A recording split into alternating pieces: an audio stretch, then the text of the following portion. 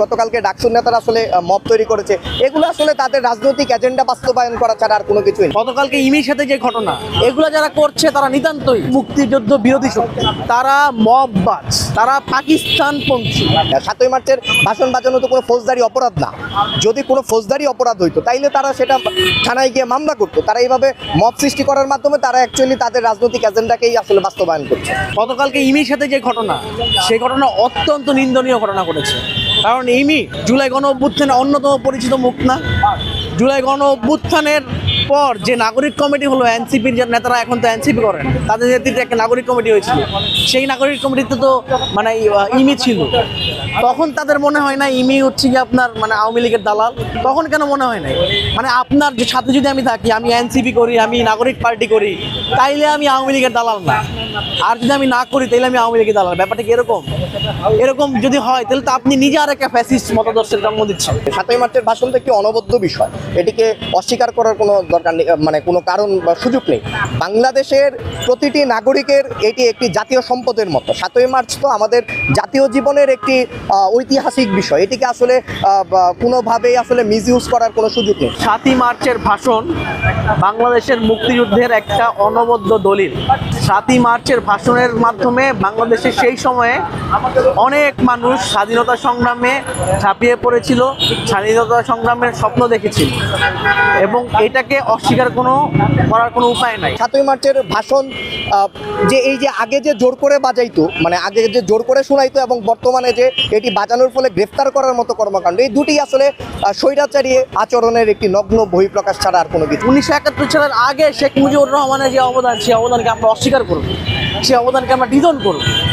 এগুলো যারা করছে তারা নিতান্তই একেবারে মুক্তিযুদ্ধ বিরোধী শক্তি, তারা মববাজ, তারা পাকিস্তানপন্থী। আপনারা দেখেন তাদের ইফতার পার্টিতে এখনও পাকিস্তানের ছাত্র নেতারা আসেন, তারা তাদের বিভিন্ন প্রোগ্রামে এখনও পাকিস্তানের গেস্ট আনেন। তারা বাংলাদেশকে ওই পাকিস্তানের দিকে ঝুঁকাতে চান।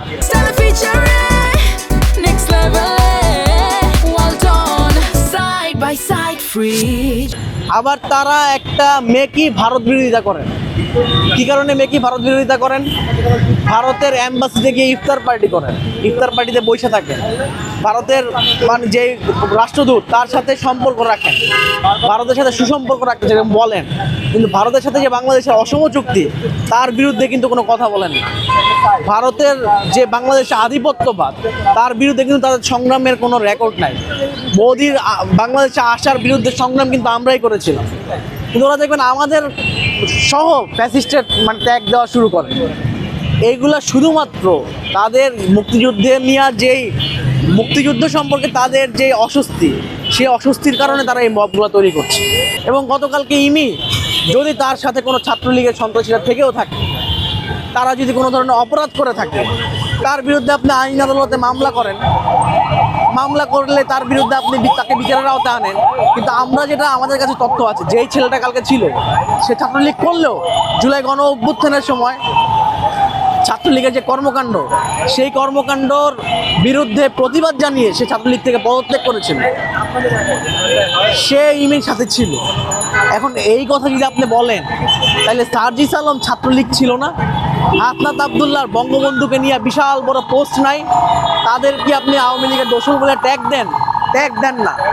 আপনার বাইরে কেউ যদি মুক্তিযুদ্ধকে সেলিব্রেট করতে চায়, তাকে আপনি আওয়ামী লীগের মানে দোষর বলে ট্যাগ দিবেন, সেটা কখনো বাংলাদেশের জনগণ মেনে নেবেন না।